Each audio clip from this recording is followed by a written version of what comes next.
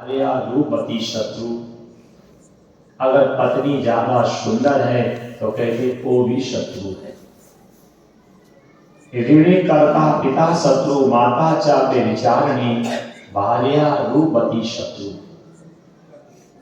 अगर पत्नी ज्यादा सुंदर है तो कहते वो भी शत्रु है। ऋणी कर्ता पिता शत्रु माता च व्यभिचारिणी भार्या रूपवती शत्रु पुत्र शत्रु अपंडिता।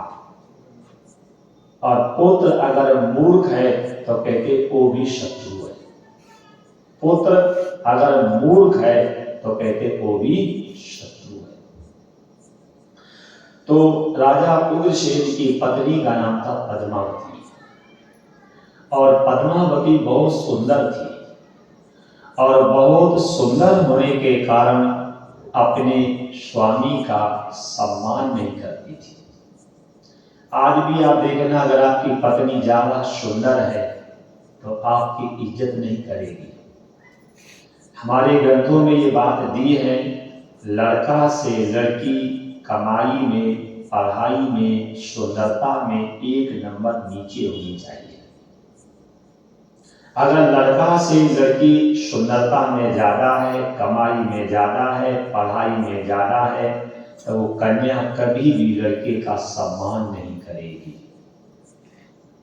इसलिए शास्त्र जो कहते हैं, इस शास्त्र की बातें मुझे माननी चाहिए और हम लोग शास्त्र की बातें मानते नहीं हैं, मन माना आचरण करते हैं, इसीलिए तो हम और आप दुखी हैं। शास्त्र चिल्ला रहे हैं, संत चिल्ला रहे हैं, अच्छी रास्ता बता रहे हैं, लेकिन संत और शास्त्र को अपने अनुसार चलाना चाह रहे हैं। शास्त्र आपके लिए कितने बढ़िया बढ़िया शब्द कहते हैं कि अपने को जानो, मानो नहीं, जानो। शास्त्र कहते हैं अपने को जानो और आडंबरी लोग कहते हैं कि मानो। है उल्टा है कि नहीं? सारे शास्त्र कहते हैं अपने को जानो, सी राम मैं सब जग जानी। शास्त्र कहते हैं अपने को जानो और आडंबरी लोग कहते हैं मानो। सुबह भी कहा था कि माता पिता संतान को जानता भी है, मानता भी है, तो इसलिए जीवन पर्यंत माता पिता संतान को मानते हैं। संतान माँ बाप को जानता नहीं, मानता है, इसलिए वृद्धावस्था पे संतान माँ बाप को ठुकरा देता है। तो हमारे शास्त्र कहते हैं जानो जानो, पाखंडी कहते हैं मानो मानो, उल्टा हो रहा है।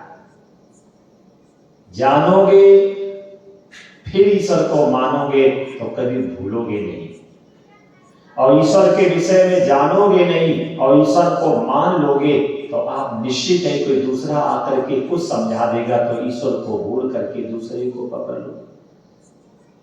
इसलिए मैं आपसे बार बार कहता हूं, शास्त्र की बात, ईश्वर को मानो नहीं, ईश्वर को जानो। पहले ईश्वर को जान तो लो, ईश्वर है क्या।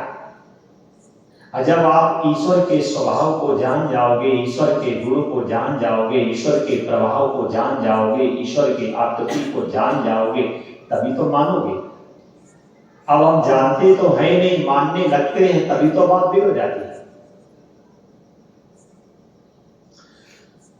उग्रसेन की पत्नी का नाम था पद्मावती। पद्मावती बहुत सुंदर थी, इतनी सुंदर थी कि कभी भी अपने पति का वो कदर इज्जत नहीं करती थी। जो मर्जी सो खाना, जो मर्जी सो पहनना, जो मर्जी सो पीना और जहां मर्जी वहां जाना। उग्रसेन ने कई बार समझाया लेकिन पद्मावती ने बात नहीं मानी। और जब पद्मावती ने बात नहीं मानी, जबकि हमारे शास्त्र कहते हैं स्त्री कभी भी स्वतंत्र नहीं है, स्त्री बचपन में पिता के अधीन रहती है, जवानी में पति के अधीन रहना चाहिए और वृद्धावस्था पे स्त्री को अपने पुत्र के अधीन रहना चाहिए। स्त्री कभी स्वतंत्र नहीं है। बचपन में पिता के अधीन रहे, जवानी में पति के अधीन रहे और वृद्धावस्था पे अपने पुत्र के अधीन रहे। लेकिन आज इस जमाने में मेरी माताएं बहनें पराधीनता स्वीकार नहीं करती। आज ऐसी स्वतंत्रता छाई है कि हम लोग अपनी रास्ता से ही भूल गए।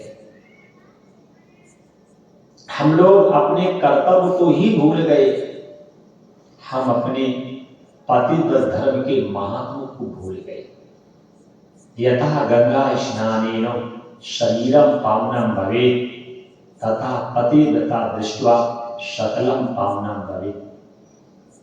जैसे गंगा स्नान करने से व्यक्ति का शरीर पवित्र होता है, यथा गंगा स्नानेन शरीरम पावनम भवेत् तथा पतिव्रता दृष्ट्वा सकलम पावनम भवेत्। ऐसे पतिव्रता नारी के दर्शन करने से सकलम मन, वाणी, कर्म तीनों शुद्ध हो जाते हैं।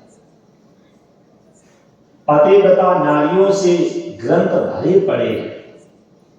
पहले लोग पत्नी एक बनाते थे और मां बेटियां अनेक बनाते थे। इस यंत्र के जमाने में क्या होने लगा है कि मां बेटी एक बनाते हैं और पत्नियां अनेक बनाते हैं। मैंने पहले भी कहा था, यंत्र से जुड़ोगे तो बर्बाद हो जाओगे, मंत्र से जुड़ोगे तो आबाद हो जाओगे। इस समय यंत्र का युग चल रहा है और यंत्र के युग में बुद्धि में इतनी जड़ता छा गई है कि हम अपने को ही भूल गए हैं। आज हम एक कहावत नहीं, आपई लीपई आपई पोतई आपय काढ़े खाई।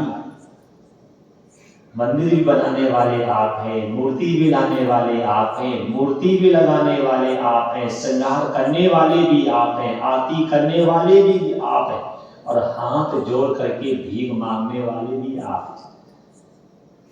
आपई काढ़ई आपई लीपई।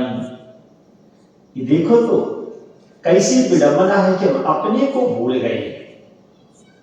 आपको याद होगा महाभारत में जब शल दुर्योधन के पक्ष में हो गए तो शल से एक ही बात कही गई थी कि तुम कर्ण के आत्म बल को धिक्कारते रहना। आप कर्ण के आत्म बल को धिक्कारते रहना। और वही हुआ कि शल्य ने हमेशा कर्ण के आत्म बल को धिक्कारा है। दशा मेरी भी आज यही है कि हम लोग इतने पावरफुल हैं, इतने श्रेष्ठ हैं कि आपकी सत्ता से ब्रह्मा विष्णु महेश भी संचालित हो रहे हैं।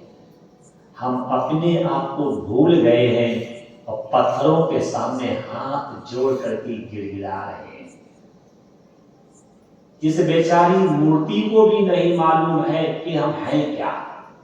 हम चेतन हैं और चेतन होकर के हम जड़ के सामने गिड़गिड़ा रहे हैं। कारण क्योंकि हम अपने को भूल गए। सारे संत सारे शास्त्र कहते अपने को जानो, अयम आत्मा ब्रह्म, जीवो ब्रह्मयो न परा, ब्रह्म सत्यम जगत मिथ्या, ममे वांसे जीव लोके जीव भूता सनातन। ये कथा से शिक्षा लेनी चाहिए। अपने को जानो, अपने को पहचानो, अपनी ऊर्जा को तो कम से कम जानो। जिसे कहा गया ईश्वर अंश जीव अविनाशी, चेतन अमल सहज सुख राशि, सोई माया बस भयो गुसाई, बंध्यो कीर मरकट की नाई। आप अपनी सत्ता को पहचानो तो तभी तो महात्मा चिल्ला चिल्ला करके कहते हैं, खोज अपनी करो, सेवा समाज की करो, प्रेम ईश्वर से करो। अपने को जानो तो। पद्मावती इतनी सुंदर थी कि उग्रसेन का सम्मान नहीं करती थी, जंगल में घूम रही थी। एक कोई गोविल नाम का राक्षस था, और गोविल नाम के राक्षस ने क्या किया कि उग्रसेन का रूप बना करके अब पद्मावती के साथ विहार किया। और जैसे उग्रसेन का रूप बना करके पद्मावती के साथ विहार किया, संयोग से उसी राक्षस से संतान भी रुक गई। और जिस समय पद्मावती के संतान पैदा हुई तो मथुरा में क्या हुआ, गौएं लहराने लगी, कुत्ते भौंकने लगे, शियार रोने लगे, ब्राह्मण लड़ने लगे, माताएं केस खोल के घूमने लगी, यज्ञ मंडप की आग शांत हो गई और मंदिर की मूर्तियां अश्रु प्रवाह करने लगी। जैसे मथुरा में अशांति बढ़ी तो मथुरा के ब्राह्मणों ने आकर के उग्रसेन से कहा, मेरी बात मानो, आप इस पुत्र को छोड़ दो। ब्राह्मण का धर्म है आडंबर का नाश करना, क्षत्रिय का धर्म है अधर्म का नाश करना, वैश्य का धर्म है अभाव का नाश करना, शूद्र का धर्म है असेवा का नाश करना, और गुरु का धर्म है अज्ञान का नाश करना। हम लोगों का काम गौशाला, अनाथ आश्रम, विधवा आश्रम, अन्य क्षेत्र और औषधालय खोलना नहीं है। हम संतों का काम है ज्ञान का प्रचार करो। लेकिन आज हम संतों में ज्ञान नहीं है, हम संतों में ज्ञान नहीं है। भगवान के पैरों की तो पूजा करते हैं, लेकिन भगवान की गाल पे थप्पड़ मारते हैं। अर्जुन ने भगवान से पूछा, आप कहाँ रहते हो? तो भगवान कहते, अर्जुन ईश्वरा सर्वभूतानां हृदयेषु अर्जुन तिष्ठति, कि मैं संपूर्ण प्राणियों के हृदय में वास करता हूं।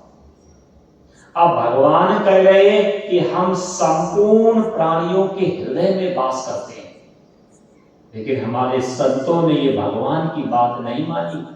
बस गौओं की सेवा करते हैं, लेकिन कुत्ते में भगवान नहीं दिखते हैं, गधे में भगवान नहीं दिखते हैं, और ऊंट में उन्हें भगवान नहीं दिख रहे। और भगवान स्वयं कह रहे हैं, ईश्वरा सर्वभूतानां हृदयेषु अर्जुन तिष्ठति। गोस्वामी जी कह रहे, सिय राम मैं सब जग जानी, करम प्रणाम जोर जुग पानी। स्वयं भगवान कह रहे, लेकिन हमें भगवान की बात पे विश्वास नहीं हो रहा। सारे संत, सारे ग्रंथ, सारे पंथ, सारा समाज एक स्वर से कह रहा है, ईश्वरा सर्वभूतानां हृदयेषु अर्जुन तिष्ठति। हम में राम, तुझ में राम, सब में राम समाया है, कर ले सभी से प्यार, जगत में कोई नहीं पराया। लेकिन हम लोग तो आज शास्त्र से विपक्ष में खड़े हैं। आज जितने भी ये संत, महात्मा, धर्माचार्य जो है, ये सब शास्त्र से विपक्ष में खड़े हैं। शास्त्र कहता है कि परमात्मा है चेतन, और हम लोग लगा रहे हैं जड़ में। शास्त्र कह रहा है कि परमात्मा है अखंड, और हम लोग जीव को लगा रहे हैं खंड में। शास्त्र कह रहे हैं कि परमात्मा है अव्यक्त, और हम लोग परमात्मा को लगा रहे हैं व्यक्त में। साधकों को परमात्मा को पाने के लिए व्यक्त में लगा रहे हैं। शास्त्र कहते हैं धन है जड़, और जड़ वस्तु का संग्रह करने से बुद्धि हो जाती है जड़, तो हम तो पैसे वालों को ही इज्जत दे रहे हैं। शास्त्र कह रहे हैं कि परमात्मा दृश्य नहीं दृष्टा है, और हम ईश्वर को दृश्य श्रेणी में लाके खड़ा कर रहे हैं। जब जीव दृश्य श्रेणी में नहीं आता है तो ईश्वर को दृश्य श्रेणी में ला करके खड़ा करना ये ईश्वर की हिंसा है। ये ईश्वर की हिंसा है कि परमात्मा अखंड, लोभियों ने कर दिया खंड और आडंबरियों का चालू हो गया फंड। परमात्मा अखंड कर दिया खंड और आडंबरियों का चालू हो गया फंड। ये कथा से शिक्षा ले लेना, अपने को जानो। जिस समय उग्रसेन के पुत्र पैदा हुआ, गौएं रवाने लगी, कुत्ते भौंकने लगे, सियार रोने लगे, ब्राह्मण लड़ने लगे, माताएं केस खोल के घूमने लगी, यज्ञ मंडप की आग शांत हो गई, मूर्तियां अश्रु प्रवाह करने लगी, उस समय में बारिश होने लगी, मेघ गरजने लगे, बिजलियां गिरने लगी, बादल फटने लगे। जैसे मथुरा में अशांति बढ़ी, उसी समय ब्राह्मणों ने आकर के कहा, मेरी बात मानो, इस पुत्र को छोड़ दो। अरे जिस पुत्र के पैदा होने से मथुरा में इतनी बड़ी अशांति बढ़ी, आप मेरी बात मानिए, इस पुत्र को छोड़ दो। देखिए, ये ब्राह्मण का दायित्व है आडंबर का नाश करना। ब्राह्मणों ने आकर के उग्रसेन को समझाया, लेकिन उग्रसेन ने ब्राह्मणों की बात नहीं मानी। क्यों? बड़े पुत्र से पिता का लगाव ज्यादा होता है। बड़ा पुत्र जो है वो धर्मज है, इसके बाद जितने भी पुत्र हैं सब कामज हैं। आपने कभी विचार किया कि जब पिताजी का शरीर छूटता है और जब पिताजी को शमशान पे ले जाते हैं और जब पिताजी को आग पे रख देते चिता पे और जब पिताजी आधे पक जाते हैं तो पिताजी की खोपड़ी क्यों फोड़ते हैं? होता है? क्यों होता है? क्या पिताजी से दुश्मनी है क्या? जिंदा में खोपड़ी नहीं फोड़ पाए तो मरने के बाद खोपड़ी फोड़ करके क्या तुम्हें वैकुंठ मिलेगा क्या? विचार करना, ये कपाल क्रिया क्यों की जाती है? अग्नि के सामने, बड़ों के सामने नारियल लेकर के पुत्र कहता है, पिताजी मुझे पैदा करने में जो आपने ब्रह्मचर्य नष्ट किया है, जिसका एक बार भी ब्रह्मचर्य नष्ट हो जाता है उसके सहस्राब्द से प्राण नहीं निकलते। जिसका एक बार भी ब्रह्मचर्य नष्ट हो गया उसके सहस्राब्द से प्राण नहीं निकलते। तब पुत्र कहता है कि पिताजी हमें पैदा करने में जो आपने ब्रह्मचर्य नष्ट किया, जिससे तुम्हारे सहस्राब्द से प्राण नहीं निकले, तो मैं तुम्हारी कपाल क्रिया कर रहा हूं। अब कपाल क्रिया कर करके मैं ब्राह्मण भोज करवाऊंगा, दान दूंगा, श्राद्ध करूंगा, गया जाऊंगा, कथा करवाऊंगा, धर्म का काम करूंगा और उस पुण्य के प्रभाव से तुम्हें सदगति करवाऊंगा। ब्राह्मणों ने उग्रसेन को समझाया, लेकिन उग्रसेन को पुत्र का मोह था और पुत्र का मोह जो था ब्राह्मणों की बात नहीं मानी। कंस बड़ा हुआ, कंस के 8 भाई और थे। अब यथा नाम तथा कर्म, ध्यान रखना, नाम का प्रभाव पड़ता है। जैसे मां मां मां, आप कितने भी प्यासे हो और 2-4 बार आप कह देना मां मां, आपकी जीभ में पानी आ जाएगा, आपकी प्यास शांत हो जाएगी। और आप प्यासे हो और जहां आपने 2-4 बार कहा मदर मदर मदर, तो जीभ और सूखेगी, जल्दी मरोगे। आप अनुभव करके तो देखो, अपनी हिंदी के किसी भी शब्द को बोल लो, माता जी, पिताजी, ताऊ जी, ताई जी, चाचा जी, भैया जी, भाभी जी, बहना है। और इंग्लिश के सिस्टर, मास्टर, डॉक्टर, देख लो।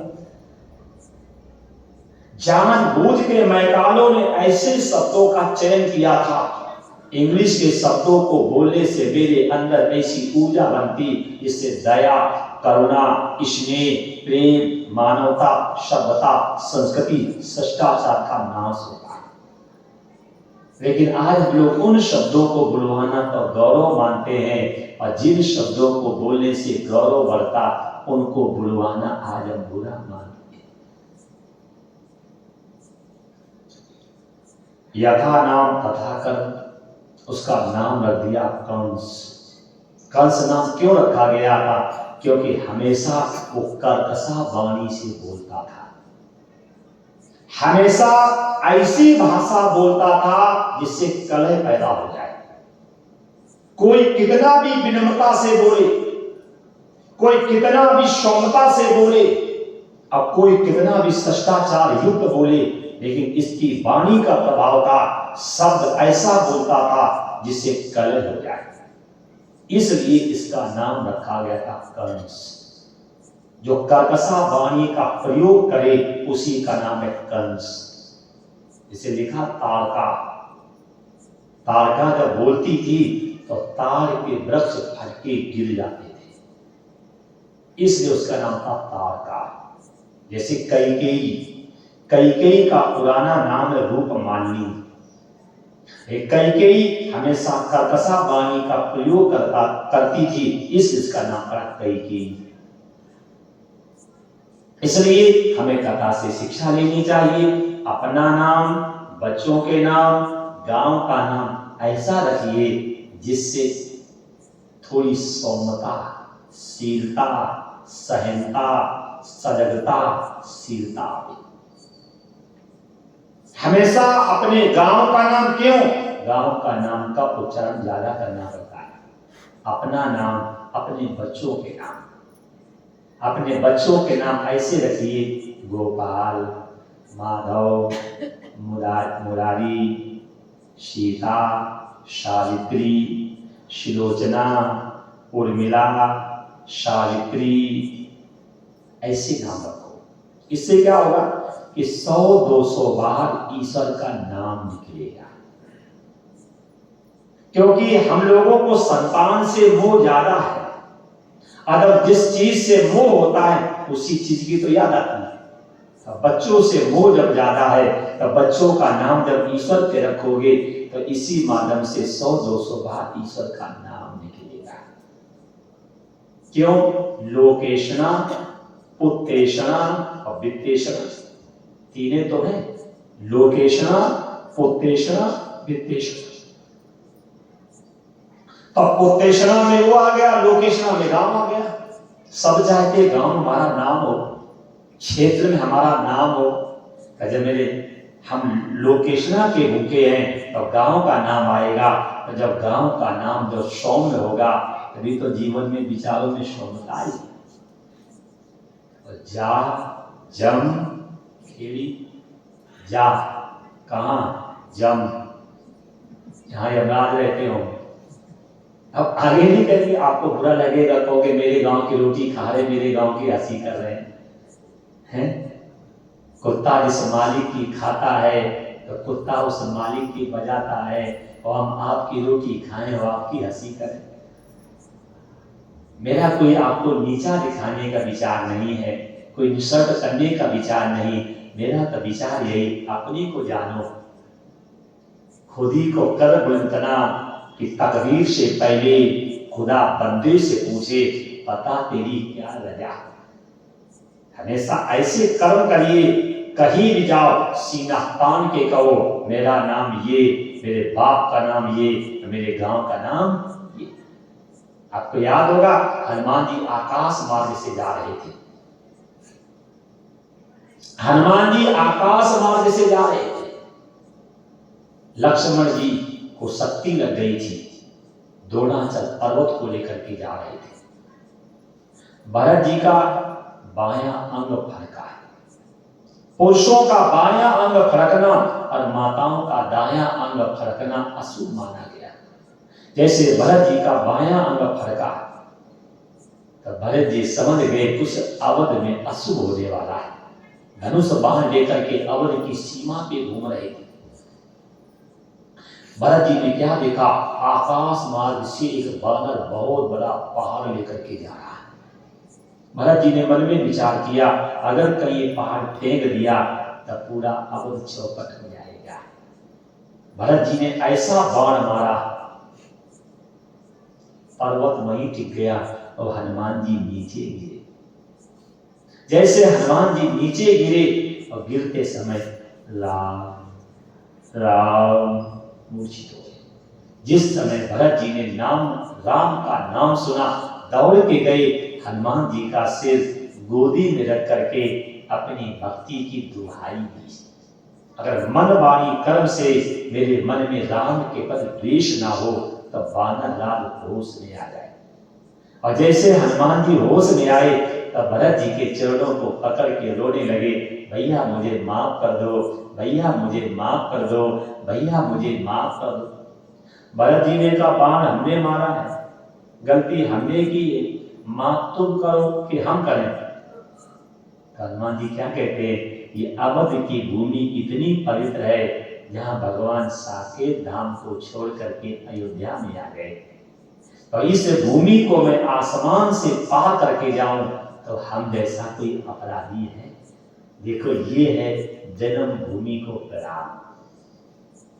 जिस जन्म भूमि में आपका जन्म हुआ है, जिस गांव का पानी पीते हो, जिस गांव का अन्न खाते हो, जिस गांव में जन्म लिया, तो थोड़ा उस गांव का नाम भी तो बढ़ाना, थोड़ा उस गांव का नाम बढ़ाना। कहीं भी रहो, सीना तान के कहो कि मैं उस गांव का निवासी हूं।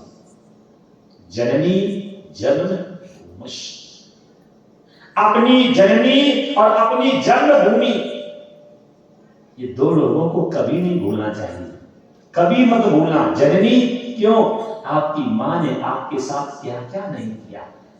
आप लोगों में सबसे बड़ी कमी है, कभी भी जो बच्चे बड़े हो जाया करें उनकी फोटो मत लिया करो। जब बच्चे छोटे होते हैं, जब आप उनकी लेटरिन साफ करते हैं, जब उनके तेल लगाते हैं, जब उनको कपड़े पहनाते हैं और जब उनकी उंगली पकड़ करके आप उल्टे चलते हैं, उस समय की वीडियो बनाया करो। और जब आपके बच्चे कहें कि तुमने हमारे लिए किया क्या, तब उनको फोटो दिखाया करो कि मैंने तुम्हारे साथ मेहरानी का काम किया, मैंने तुम्हारे साथ नाइन का काम किया, मैंने तुम्हारे साथ धोबिन का काम किया, मैंने तुम्हारे साथ गुरु का काम किया, मैंने तेरे साथ, मैं सूखे में लेटी लेकिन तुझे सूखे सीने से सुलाया, मैं तो भूखी रही लेकिन मैंने तुझे सीने का दूध पिलाया, तुझे चलाने के लिए मैं उल्टी चली। ऐसी फोटो बना करके रखो, जब आपके बच्चे कहें तुमने किया क्या, उनके गाल पे थप्पड़ मारो, मैं तुम्हारे लिए क्या नहीं किया। एक रोटी ज्यादा खा लो, रात भर नींद नहीं आती, कभी उस मां के सीने पे हाथ रखना जिसने 9 महीने तुम्हें पेट में रख करके पाल पोस के बड़ा किया, और हम कहते तुमने किया क्या। प्रमाण चाहिए तो प्रमाण की फोटो तो रखो। जिस समय वो लेटरिन करता है, मां कैसी खुशी खुशी उसकी लेटरिन साफ करती है। लेकिन हम फोटो कब तैयार करते हैं, जब वो सारनाथ हो गए, बड़े बड़े बाल हैं, हाथ में सिगरेट है, जेब में मोबाइल है, तकने में पराई माँ बेटियां हैं, पी करके दारू जब घूम रहे, तब उनकी हम फोटो बनाकर रखते हैं। जब राक्षस बन के घूम रहे तब उनकी फोटो रखते हैं। जब वो मनुष्य थे, जब उनमें मानवता थी, उस समय की फोटो बनाते आप। जब जानवर बन गए तब फोटो बना रहे आप उनकी।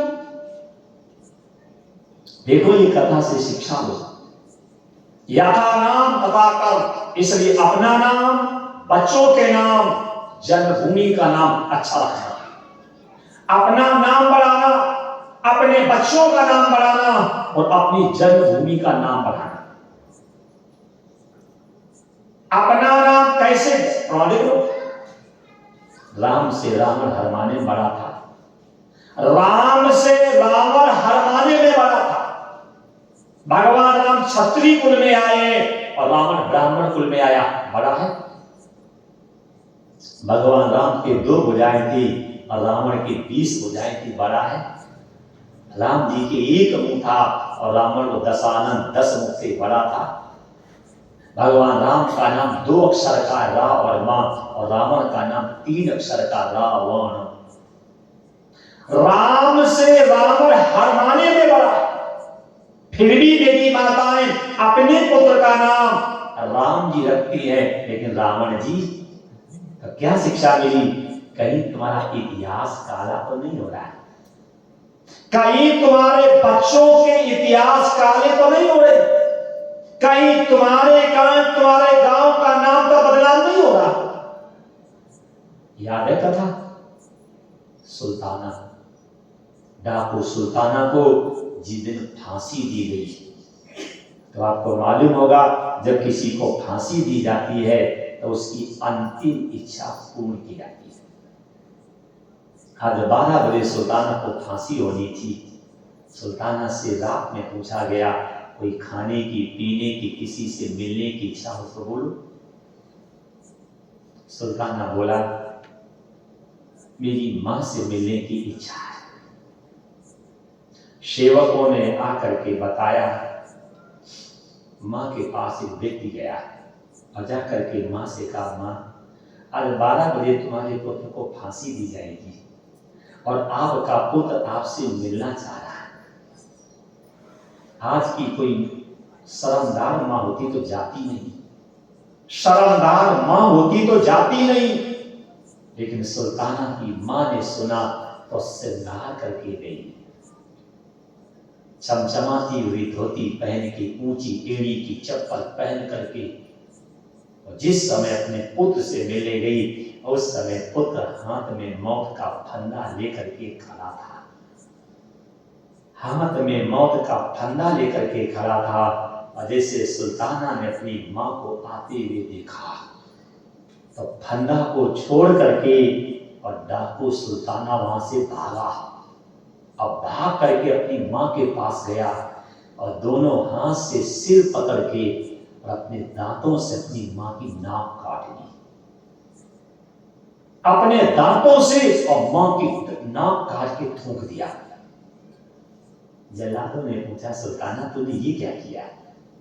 तो किसी को फांसी दी जाती है तो लोग माँ बाप को प्रणाम करते हैं, माँ बाप से माफी मांगते हैं, तूने ये क्या किया?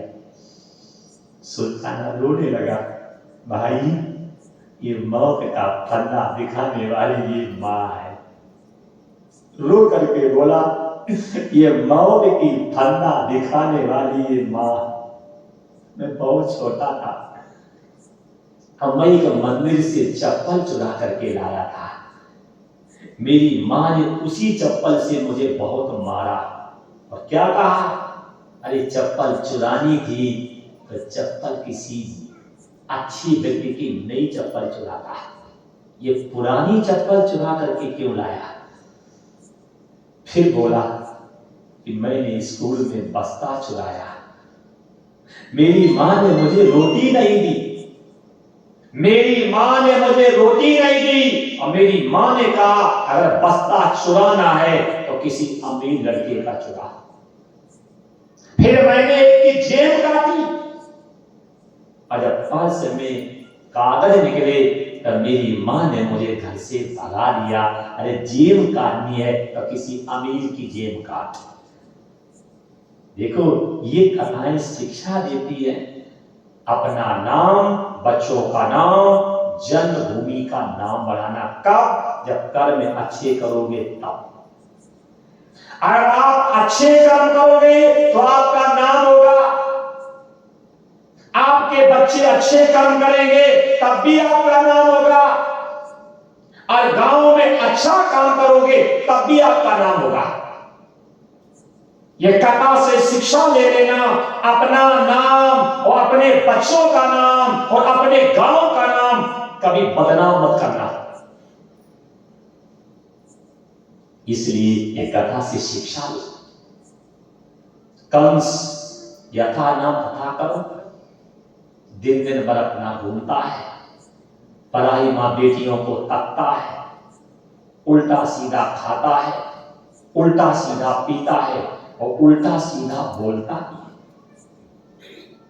एक दिन कंस ने क्या किया, किसी ब्राह्मण कन्या का हाथ पकड़ लिया और जैसे कंस ने ब्राह्मण कन्या का हाथ पकड़ा तब मथुरा के ब्राह्मण एकत्रित होकर के उग्रसेन के पास गए।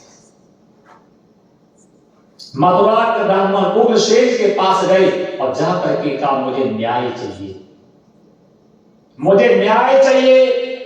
ब्राह्मण कन्या मां के समान होती है, ब्राह्मण कन्या जो है वो मां के समान होती है और राजा का पुत्र जो होता है वो पुत्र के समान होता है। आपके पुत्र ने मेरी बेटी का हाथ पकड़ा, हमें न्याय चाहिए।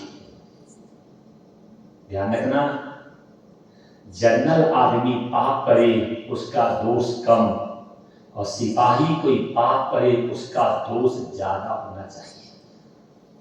आप पाप करें उसकी सजा कम और अगर हम पाप करें तो उसकी सजा होनी चाहिए ज्यादा, क्योंकि हम समाज के पथ प्रदर्शक हैं। हमारा जीवन क्षमा होना चाहिए, हमारा जीवन मर्यादित होना चाहिए, हमारा जीवन शास्त्र से युक्त होना चाहिए, हमारा जीवन जो है सादा जीवन और उच्च विचार का होना चाहिए। लेकिन आज तो धर्माचार्यों का जीवन ही गलत है। धर्माचार का जीवन होना चाहिए सादा जीवन, उच्च विचार। आज धर्माचार्यों का जीवन कैसा है, भोगी जीवन, उच्च विचार। धर्माचार का जीवन सादा होना चाहिए और आज हम लोगों के जीवन सादे हैं, ऐसा विलासी जीवन बना रखा। ये कथा से शिक्षा ले लेना। ब्राह्मणों ने जाकर के जब उग्रसेन से शिकायत की, उग्रसेन ने कहा था मत हो, मैं अपने पुत्र को सजा दूंगा, कानून सबके लिए समान होना चाहिए। लेकिन आज ऐसा है, आज तो कानून गरीबों के लिए बने हैं, आज कानून गरीबों के लिए बने हैं, अमीरों के लिए कोई कानून नहीं। विधायक और सांसद, मुख्यमंत्री, प्रधानमंत्री, इनकी औलादें गलती करती हैं तो रिपोर्ट लिखने का विधान नहीं है। हमारे ऊपर एक पुलिस केस है तो आपको चपरासी की नौकरी नहीं मिलेगी, और नेताजी के ऊपर 50 केस हैं तो फिर भी उनको चुनाव लड़ने की छूट है। मेरे ऊपर एक पुलिस को केस है तो सरकारी नौकरी छूट जाएगी, और नेताजी जेल में अगर पड़े हैं तो वहीं से पड़े पड़े चुनाव लड़ लेते हैं। अरे भैया, गरीबों के लिए कानून ढीला होना चाहिए और अमीरों के लिए कानून टाइट होना चाहिए। उल्टा हो गया है, आज सारे नियम गरीबों के लिए, अमीरों के लिए कोई नियम नहीं।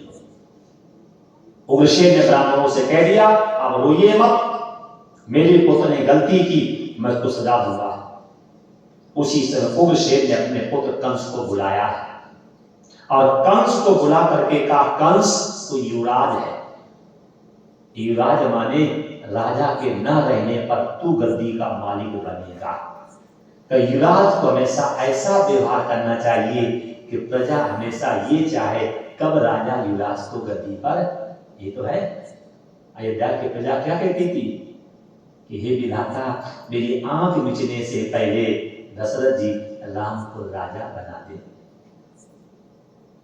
युवराज का जीवन इतना बढ़िया होना चाहिए कि प्रजा कहे कि राजा हटे ये बैठे। लेकिन आज के नेता लोग ये सोचते क्या, आज के नेता कभी नहीं चाहते हैं। अच्छा बताओ, मायावती की पार्टी थी, है? बता दो, मायावती के बाद उस पार्टी में कोई है? सपा में अखिलेश के अलावा कोई है? ये नेताओं की सबसे बड़ी गंदी नीति है कि ये किसी को आगे जाने ही नहीं देते। जबकि नियम बनता है कि जैसे पिता चाहता है जब तक मेरे शरीर में प्राण है और मेरा पुत्र जिम्मेदारी निभाने लगे। तो ये जितने प्रधानमंत्री मुख्यमंत्री इनको भी सोचना चाहिए कि मेरी गर्दन हिले, मेरी कमर टेढ़ी हो, उससे पहले मेरी पार्टी की कमान किसी अच्छे व्यक्ति के हाथ में पहुंचे। लेकिन ये लोग सोचते ही नहीं है। ये तो एक कोई नेता मर रहा था तो लड़के ने कहा, पिताजी तुमने जिंदगी भर राजनीति करी है, तो मरते मरते एक दो हमें भी सिखाए जाओ दाम। तो पिताजी ने कहा, एक काम करो, तुम सीढ़ी लगाओ और फिर तुम्हें दांव सिखाएं। तो लड़के ने सीढ़ी लगाई और सीढ़ी लगा करके जैसे लड़का चढ़ने लगा और पिताजी गए और पकड़ के सीढ़ी खींच दी और धड़ाम में गिर पड़ा। बोले ये क्या? बोले नेताओं में तो यही एक कला है कि जो चढ़ रहा हो उसको खींच दो। मानस में यही तो है। जिस समय धनुष उठाने के क्षत्रिय लोग बड़े हैं तो तमक और धमक, भुजाएं ठोक रहे और जान पीट रहे, हे कुल देवता, हे ग्राम देवता, हे इष्ट देवता, धनुष उठ जा। और जब नहीं उठा तो क्या कहते हैं? हे कुल देवता, हे ग्राम देवता, हे इष्ट देवता, हमसे नहीं उठा तो इससे भी ना उठे। यही राजनीति है कि जो चलता हो उसको खींच के और तुम आगे हो जाओ। ये पिता से शिक्षा लेनी चाहिए। जैसे बाप चाहता है कि मेरे मरने से पहले हमारा पुत्र जिम्मेदारी ले ले, ऐसे नेताओं का भी कर्तव्य है कि मेरी आंख बिछने से पहले हमारी पार्टी की कमान किसी अच्छे व्यक्ति के हाथ में पहुंच जाए। ये पिता से शिक्षा ले लेना। उग्रसेन ने कंस को बुलाया है और कंस को बुला करके कहा, अरे तू राजकुमार है, आप राजकुमार हो, और राजकुमार को तो राजा से अच्छा काम करना चाहिए, ताकि प्रजा की दृष्टि में आप आ जाओ, प्रजा के हृदय में आप समा जाओ, ताकि प्रजा ये चाहे कि राजा जंगल में जाए और राज सिंहासन पे बैठे। अब तुमने वो काम किया। देखिए बच्चे बड़े हो जाते हैं, गलती करते हैं, अब माता पिता की जिम्मेदारी उनको धिक्कारो, उनको समझाओ और उनको अच्छी रास्ता में लगाओ। अगर संतान गलती कर रही है और आप उसे डांट नहीं रहे हैं, आप उसे समझा नहीं रहे हैं, आप उसे अच्छी रास्ता में लगा नहीं रहे, तो आप अपनी संतान को बिगाड़ रहे हैं। उग्रसेन ने कंस को समझाया, कंस ने बात नहीं मानी। जब कंस ने बात नहीं मानी तो उग्रसेन ने कहा, मैं तुम्हें मृत्यु दंड दूंगा। कंस ने कहा, क्या अधिकार है आपको मृत्यु दंड देने का? कंस ने कहा, तुम्हें क्या अधिकार हमें मृत्यु दंड देने का? उग्रसेन ने कहा, मैं मथुरा का राजा हूं और मैं मथुरा का राजा हूं, इसलिए तुम्हें मृत्यु दंड दूंगा। कंस ने कहा, क्या पहचान है कि आप राजा हो? क्या पहचान है? उग्रसेन ने कहा, मेरे मस्तक पे जो मुकुट है ये मथुरा का राजा का प्रतीक है। कंस ने कहा, मुकुट रखने से कोई राजा थोड़ा बनता है। आप भी ध्यान रखना, कुर्ता पैजामा पहनने से कोई नेता नहीं बनता है। नेता तो सिर्फ एक व्यक्ति से कहा गया था, नेता सुभाष चंद्र बोस। वो आप तक किसी के सामने नेता नहीं बना है। नेता सिर्फ एक व्यक्ति से कहा गया था, नेता सुभाष चंद्र बोस। वो कहता था, तुम हमें खून दो, हम तुम्हें आजादी देंगे, और ये कहते तुम हमें वोट दो, हम तुम्हें आतंकवादी देंगे। वो कहता था, तुम मुझे खून दो, हम तुम्हें आजादी देंगे, और ये कहते तुम हमें वोट दो, हम तुम्हें आतंकवादी देंगे। सब ध्यान रखना, कुर्ता पैजामा पहनने से कोई नेता नहीं होता है। कंस कह रहा है कि मुकुट रखने से कोई राजा नहीं होता है। अगर मुकुट रखने से कोई राजा बनता है तब मुकुट तो मेरे मस्तक पे हम ही राजा। अगर मुकुट रखने से कोई राजा बनता है तब मुकुट मेरे मस्तक पे हम ही राजा। उग्रसेन ने कहा नहीं, मेरे मस्तक पे जो मुकुट है ये राजा का प्रतीक है और आपके मस्तक पे जो मुकुट है ये युवराज का प्रतीक है। मेरे मस्तक पे जो मुकुट है ये राजा का प्रतीक है और आपके मस्तक पे जो मुकुट है ये युवराज का प्रतीक है। कंस ने कहा अगर मुकुट रखने से कोई राजा बनता है तब बूढ़े बाप को धक्का दिया और मुकुट को उतार करके अपने सिर पे रख लिया। अगर मुकुट रखने से कोई राजा बनता है तो अपने बूढ़े बाप को धक्का दे करके मुकुट को उतार के रख लिया और कहा जाओ इसको उठा करके जेल में डाल दो, शिक्षा लो, बच्चे बड़े हो जाएं, अगर घर में शांति चाहते हो तो उनके साथ मित्र जैसा आचरण करना। लालित पंचवर्षाणि 10 वर्षान ताड़ित प्राप्ति तो 16 वर्षे मित्रवद माचरित। 5 साल तक की संतान से इतना प्रेम करना, इतना दुलार करना, इतना स्नेह करना कि आपको एक भी पल को ना भूले। लालित पंचवर्षाणि और 10 वर्षा ताड़ित। ताड़ना माने ये नहीं कि हाथ पे तोड़ दो, ताड़ना का आशय है डरा के, धमका के, समझा के अच्छी रास्ता में लगाना। अब प्राप्ति तो 16 वर्ष, लड़का हो और चाहे लड़की हो, अगर 16 साल की हो जाए और अगर इज्जत चाहते हो तो उसके साथ मित्र जैसा आचरण करना। 16 साल की संतान हो गई, आप डंडा लेकर के उसे मारने दौड़े और वही डंडा पकड़ के नीचे कर दिया और आपकी कनपटी पे 2 रख दिए, बोलो आपका क्या रहा सम्मान।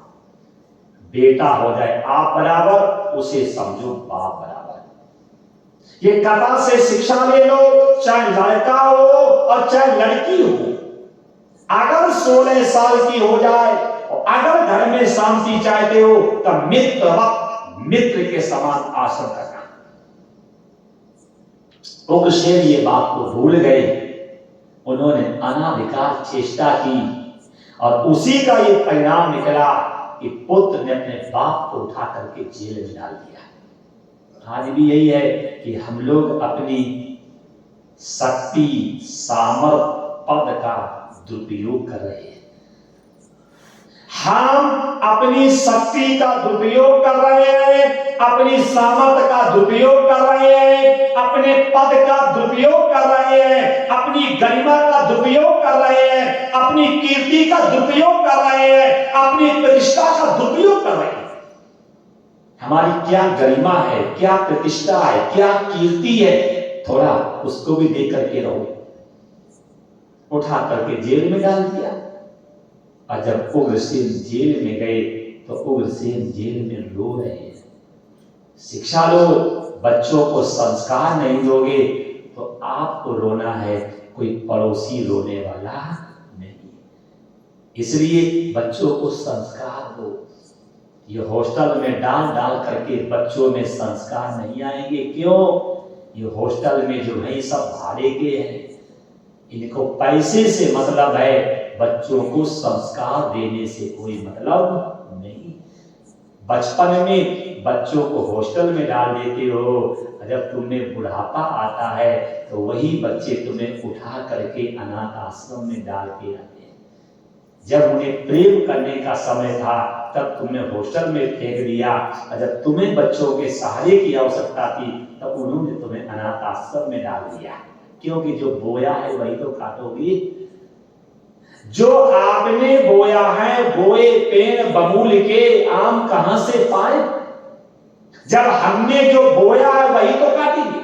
अब बाद में कहते बच्चे हमारी बात नहीं मानते। आपने बात मानी क्या शास्त्र की? जब हमने शास्त्र की बात नहीं मानी, जब शास्त्र चिल्ला चिल्ला कहते हैं कि जिस समय संतान पेट में हो उस समय माता जी क्या करें? सत्यम शौचम दया दानम एक भुक्तम तो भोजनम वर्ष अवश्य व्यायाम उत्तम अत निर्मला। जब शास्त्र कह रहा जब संतान पेट में हो तब माता जी ये करे, हम लोग करते क्या?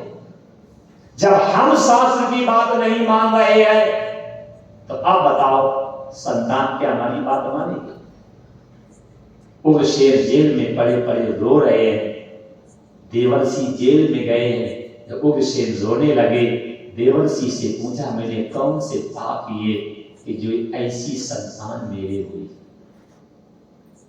तब देवर्षि ने बताया, कंस आपकी संतान है ही नहीं। कंस आपकी संतान नहीं है। कंस गोविंद नाम के राक्षस की संतान है। कंस आपकी संतान नहीं है, कंस गोविंद नाम के राक्षस की संतान है, इसलिए उसने तुम्हारा अपमान किया। तो ये बात हम भी कह रहे हैं, भले आपको कड़वी लगे। अगर संतान माँ बाप की बात नहीं मानता है तो ध्यान रखना, वो संतान आपकी है भी नहीं। जिसने माँ की गोदी का दूध पिया हो, जिसने गंगा माँ की गोदी का जल पिया हो, जिसने भारत माता की गोदी का अन्न खाया हो, जिसने अपनी माँ के आंचल का दूध पिया हो, और उसी पुत्र के सामने नारी माँ का अपमान हो, वेद माँ का अपमान हो, भारत माँ का अपमान हो, गाय माँ का अपमान हो, गंगा माँ का अपमान हो, वो पुत्र देखेगा। यहाँ तो भैंस के दूध के संस्कार पड़े हैं। हमें भैंस के दूध के संस्कार पड़े। अगर मेरे शरीर में माँ का दूध पिया होता, संस्कार पड़े होते, तो इन आंखों के सामने मेरी माताएं बहनें नचाई जाए, हम देखेंगे क्या? अगर मैंने अपनी माँ का दूध पिया होता, तब मेरे आंखों के सामने मेरी माताएं बहनें नचाई जाए, हम देखते क्या? अगर हमने भारत माता की गोदी का अन्न खाया होता, तब भारत माता को लगाया जाए, प्रतिष्ठा को धूमिल किया जाए, गौएं मारी जाए, ब्राह्मण पीटे जाए, वेद फाड़े जाए, मंदिर तोड़े जाए, संस्कृति लगाई जाए, तो हम बैठे क्यों? क्योंकि मेरे भैंस के दूध के संस्कार है। आप देवर्षि बता रहे हैं कि कंस तुम्हारी संतान है नहीं। अगर कंस में तुम्हारा तेज होता तो कंस तुम्हारा अपमान नहीं करता। इसलिए आप बुरा मत मानना। अगर बच्चे आपकी बात नहीं मानते हैं तो डॉक्टरी करवा लेना, वो आपका है नहीं, किसी दूसरे का है। कथा से शिक्षा ले लेना। क्यों? देवर्षि कह रहे हैं कंस तुम्हारी संतान नहीं है। अगर कंस तुम्हारी संतान होती तो संतान इतनी औकात नहीं है कि तो बाप का अपमान कर देता। जब ये बात देवर्षि ने बताई है, वो गोविंद नाम के राक्षस की संतान है, इससे तुम्हारे साथ राक्षस जैसा व्यवहार किया। अब तो उग्रसेन रो रहे हैं कि उस समय हमने ब्राह्मणों की बात मान ली होती तो शायद मुझे आज जेल का मुंह नहीं देखना पड़ता। अगर हम लोग बचपन में शास्त्र की बात मान लेते कि मेरे बच्चे जो आवारा होकर के जो गलियों में घूम रहे, तो आपको देखना पड़ता क्या? जब बच्चे पैदा होते हैं तब मेरी माताएं मिल्क का दूध पिलाती हैं। जब हम बड़े हो जाते हैं तब हम थम्स अप पीने लगते हैं। जब हम जवान हो जाते हैं तब हम विक्सी पीने लगते हैं। और जब हम मरने लगते हैं तो डॉक्टर लोग ग्लूकोज की बोतल पिलाने लगते हैं। ये कथा से शिक्षा ले लेना। उग्रसेन रोने लगे कंस के आचरण को देख करके। तो उसी समय देवर्षि ने कहा, अब रोने से बात नहीं बनेगी। अब तो जो तुमने बोया है पेड़ तैयार हो गया है, और उस पेड़ की छाया लेनी पड़ेगी, और उस पेड़ के विषैले फल भी खाने पड़ेंगे। तो ये हम आपसे भी कह रहे हैं, बच्चे बड़े बड़े हो जाएं तो रोया मत करो, फिर आराम से भरा करो कि हमने जो पेड़ लगाया है और उस पेड़ से अब विष गिरेगा, कड़वे फल गिरेंगे, अपमान की हवा लगेगी, होगा। तब क्या है, गुरु जी आशीर्वाद दे दो। वाह, 20 साल तुमने पढ़ाया लिखाया खिलाया पिलाया, और तुम नहीं बुद्धि दे पाए। और गुरु जी कौन से ट्रांसफार्मर हैं कि हाथ रखते सब बुद्धि दे देंगे, और गुरु ही सब आवारा है।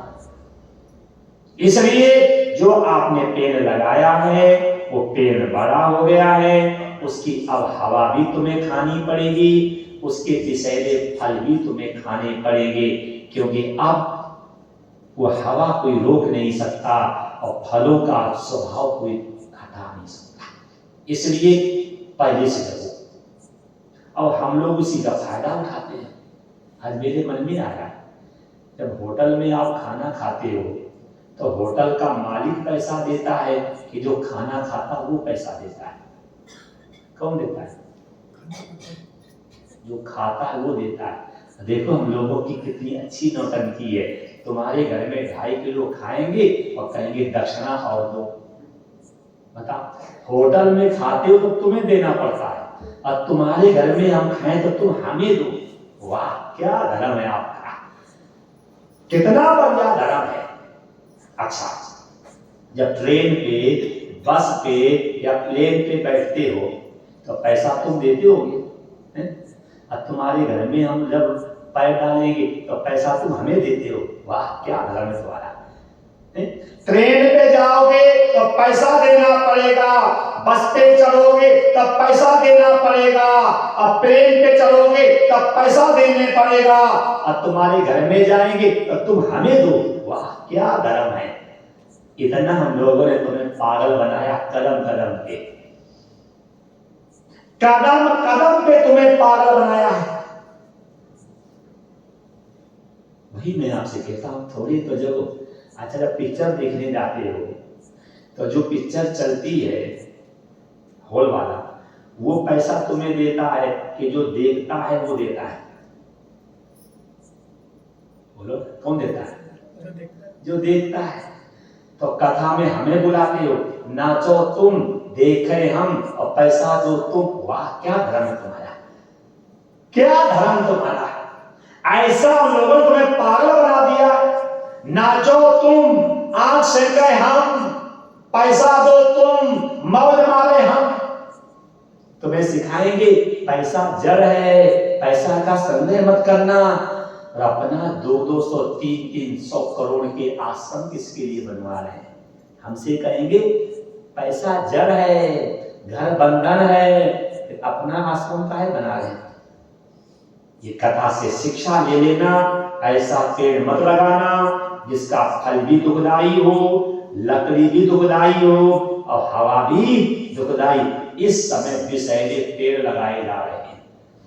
जितने कथावाचक हैं ये सब विषैले पेड़ हैं, और इनका पेड़ इतना ज्यादा विषैला हो जाता है, इस पेड़ के नीचे हमारी मां और बेटियों की इज्जत लूटी जाती है। ये पेड़ इतना ज्यादा भयानक हो गया है, इसकी हवा से हम गरीब लोगों की जेबें काटी जाती हैं। ये पेड़ इतना ज्यादा भयानक हो जाता है जिससे हमारी संस्कृति, सभ्यता, संस्कृति की धज्जियां उड़ाई जा रही। ये पेड़ों को तो लगाने वाले आप ही तो हो, इन पेड़ों में पानी डालने वाले भी तो आप हो, इन पेड़ों के नीचे जय जयकार करने वाले भी तो आप ही हो। ये कथा से शिक्षा ले लेना कि उग्रसेन ने ऐसा पेड़ लगाया कि उग्रसेन को रोना पड़ा। ये आदमवर्यों के पेड़ आप चला रहे हो, आपको भी रोना पड़ेगा, आपको भी रोना पड़ेगा। इसलिए पहले से इन पेड़ों की जड़ काटना सीखो, नहीं तो ये पेड़ इतना भयानक रूप ले लेंगे कि आप रोगे तो आंसू भी नहीं आएंगे, बच्चों को बुलाओगे तो वापस नहीं आएंगे, धर्म को याद करोगे, धर्म को भूल जाओगे। बड़े बड़े जेल में रो रहे और ध्यान रखना, पाप करने वाला व्यक्ति हमेशा अशांत रहता है। जो पाप करेगा हमेशा अशांत रहेगा। तो कंस ने सोचा हम कोई ऐसा काम करें तो लोग हमें अच्छा करें। ध्यान रखना, जो गंदे होते हैं वही तो अच्छा बनना चाहते हैं। अच्छा, अच्छे को अच्छे बनने की क्या आवश्यकता है? जो सम्मान के योग्य है वो सम्मान चाहते नहीं, जो सम्मान के योग्य है वो सम्मान चाहते नहीं, और जो सम्मान के योग्य नहीं है वही सम्मान चाहते हैं। जो स्थान के योग्य है वो स्थान चाहते नहीं, और जो स्थान के योग्य नहीं वही तो स्थान चाहते हैं। कंस ने पाप किया, कंस अशांत रहता है, कंस के मन में आया हम कोई ऐसा काम करें तो लोग हमें अच्छा कहें। तो कंस ने सोचा कि हम अपने चाचा देवल की कन्या देवकी के हाथ पीले कर दें। ये कन्यादान का सबसे पहले आडंबर कंस ने किया है। और आज भी बड़े बड़े कंस क्या करते, सामूहिक कन्यादान। और 1 रुपया जेब से लगाते हैं क्या, 100 लड़कियों के लिए पैसा इकट्ठा करेंगे और 20 कन्याओं का विवाह करेंगे और 80 का अकेले खा जाते हैं। ये सबसे पहले सामूहिक कन्यादान का आयोजन किया कंस ने। आज जितने ये टेस्टी लोग हैं, ये बाबा लोग जो हैं जो सामूहिक कन्यादान करते, ये सब पापी व्यक्ति हैं। क्यों? कंस ने पाप किए थे, कंस को टेंशन रहती थी, कंस को चिंता रहती थी, कंस को अशांति रहती थी। क्यों? वो पाप करता था, उसे मालूम था हमें कोई अच्छा नहीं करता। तो कंस ने मंत्रियों से मंत्रणा की कि मैं अपने चाचा देवल की कन्या देवकी के हाथ अपने हाथ से पीले करूंगा, इसलिए लोग हमें अच्छा कहें, लोग हमें अच्छा कहें। उसी समय देवकी के योग सूरसेन के पुत्र वसुदेव जी को चुना गया कि वसुदेव जी सत्यवादी भी है और धनुर्धर भी है। पत्री लिखी गई, बटेश्वर भेजी गई, सूरसेन ने पढ़ा है और अपने पुत्र वसुदेव जी को दूल्हा बना करके लेकर के गए। क्या शिक्षा मिली? अगर कन्या कोई गुणवान है, सुशील है और चरित्रवान है, अगर कोई कहता उसका हाथ लो, उसका हाथ लो। अगर कोई कन्या गुणवान है, चरित्रवान है, कीर्तिवान है, पतिव्रता है, संस्कारित है और कभी आपको अवसर मिला है तो उसको छोड़ना मत। वसुदेव जी चले जाते हैं। कंस ने देवकी वसुदेव का विवाह किया है, बहुत सा दहेज दिया है। जब विदाई का अवसर आया तो कंस ने कहा कि देवकी वसुदेव को रथ पे बिठा करके और शोभा यात्रा मैंने जुलूस, ये सबसे पहले शोभा यात्रा का प्रबंध कंस ने किया था। आज देख लो हर कथा की शोभा यात्रा निकल रही है। और हम लोग अच्छा व्यास लोगों से पूछना कि जब सुखदेव जी कथा सुनाने आए थे तो कोई शोभा यात्रा नहीं निकली और कोई कलश यात्रा नहीं निकली, कहीं रुक्मणी भीख मांगने नहीं गया, कहीं भी क्या बोलते हो नाच कूद नहीं हुआ, तुम क्यों करवाते हो? आप पूछा करो प्रेम से व्यास लोगों से कि सुखदेव जी जब कथा सुनाने आए तो कोई शोभा यात्रा नहीं निकली हुई। सुखदेव जी जब कथा सुनाने आए तो कोई बैंड वाले आए, सुखदेव जी कथा सुनाने आए कोई भी मां नाची, सुखदेव जी जब कथा सुनाने आए तो रुक्मणी क्या भागी। अब तो देख ही रहे बा, ये कथा से शिक्षा ले लेना। ये शोभा यात्रा का सबसे पहले कंस ने चलाया था। किस लिए? लोग हमें अच्छा कहें। देव की वस्त्र रथ पे बिठा करके और स्वयं रथ के अग्रभाग में बैठ करके और पूरी मथुरा की गलियों में कंस घुमारा। जैसे आज के कंस शोभा यात्रा के नाम पे पूरी गलियां घुमाते हैं। ये ध्यान रखना, ये साथ हमें शिक्षा दे रहे कि इनके चक्कर में अपना समय बर्बाद न करो। ब्याह जी तो रथ पे बैठते हैं, मेरी माताएं भोली भाली नंगे पैर और रख करके सिर पे घड़ा पागलों की तरह गलियों में घूमती थी, आवारा लोगों की तरह। ब्याह जी तो रथ पे बैठे, उनको कहीं धूप ना लग जाए और मेरी माताएं नंगे पैर घूम रही। धर्म है क्या? कैसा हम लोगों ने तुम्हें पागल बनाया, कैसा मूर्ख बना दिया है? अरे कथा सुन करके जीवन सुधारने की चर्चा होती है कि कथा के नाम पे आवारों की तरह गलियों में घूमने की बात कही गई। कथा माने संयम, कथा माने त्याग, कथा माने सुधार, कथा माने क्रांति, कथा माने विचार की शुद्धि। कथा सुनने के बाद क्रांति होनी चाहिए, विचारों में शुद्धि आनी चाहिए, ईश्वर प्राप्ति के भाव बनने चाहिए, कुशल से हटने की इच्छा बननी चाहिए। यह कथा माने नाचपूर्ण, आवारा गर्दी। कथा से शिक्षा ले लेना। कंस ने शोभाया था, क्यों निकाली? लोग हमें अच्छा कहें, लोग हमें अच्छा कहें। जिस समय देव की वसुदेव रथ पे बिठा करके कंस घूम रहा था, देवता लोगों ने सोचा अगर कंस इतना धार्मिक हो गया तो प्रभु का आगमन नहीं होगा। अगर इतना बड़ा धार्मिक हो गया तो प्रभु का आगमन नहीं होगा। उसी समय आकाशवाणी हुई, कंस जिस बहन को इतने दुलार, इतने स्नेह, इतने प्रेम से विदा कर रहे हो, इसी का अष्टम लाल तेरा काल। देखो ये बनावटी भक्ति टिकती नहीं है। कितना भी चंदन लगाओ, कितने भी माला पहनाओ और कितने भी लाल पीले कपड़े पहनो, लेकिन बनावटी भक्ति कभी टिकती नहीं। ये सब दिन में संत हैं और रात में सब कुसंत बन जाते हैं। दिन में सभी बाल ब्रह्मचारी और रात में सब कर्मचारी हो जाते हैं। दिन में सब उजले दिखते हैं, रात में सब काले दिखते हैं। लेकिन हम लोग देखते नहीं, हम तो अंधे होकर के रहते हैं। हम देखते नहीं, हम अंधे होकर के रहते हैं। तो आपको मालूम होगा स्वामी रामकृष्ण परमहंस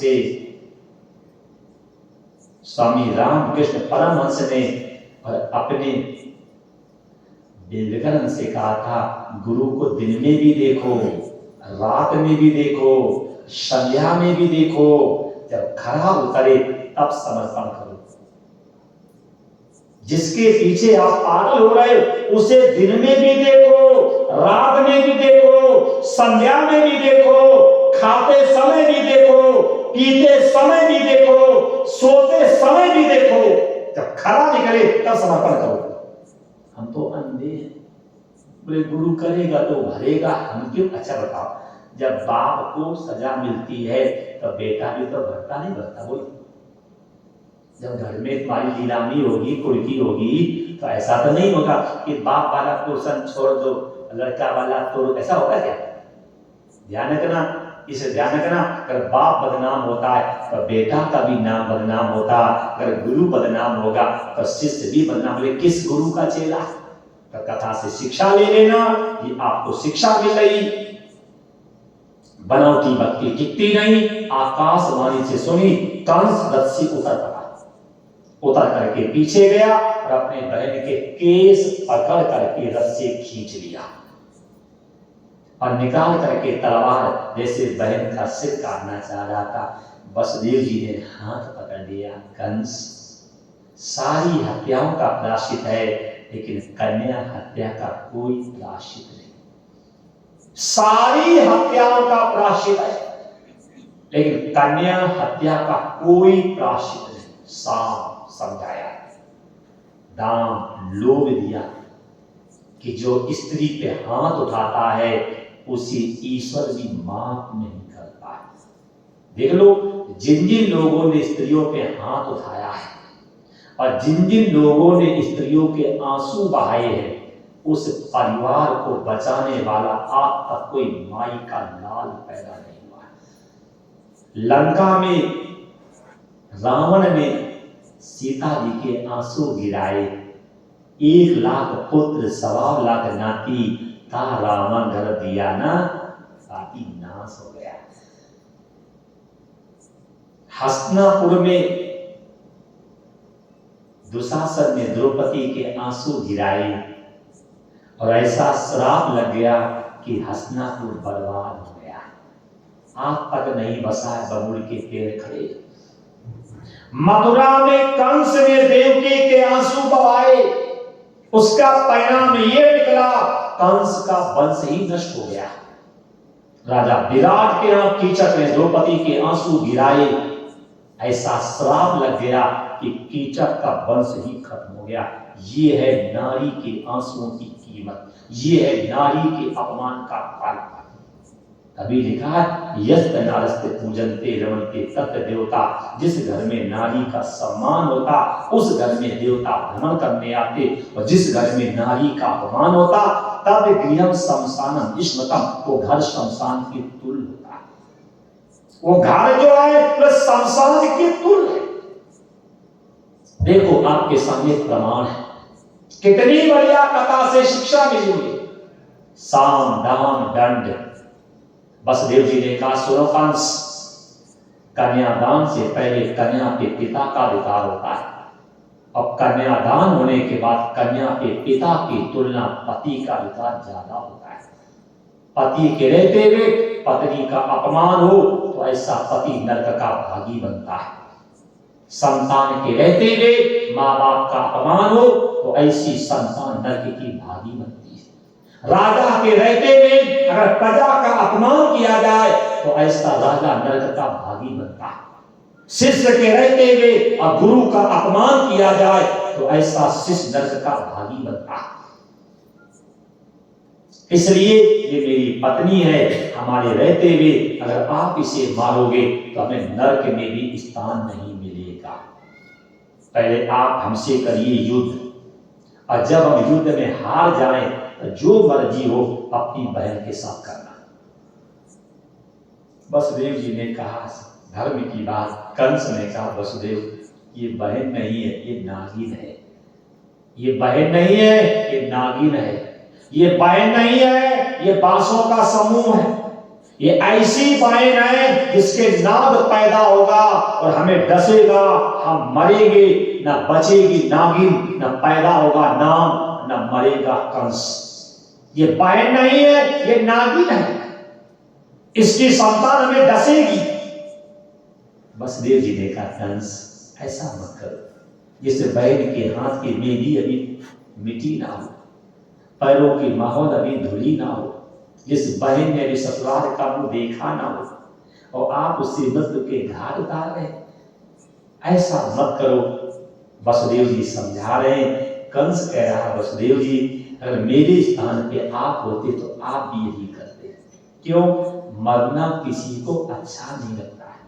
मरना इसलिए अच्छा नहीं लगता है क्योंकि मरना हमारे स्वभाव में नहीं है।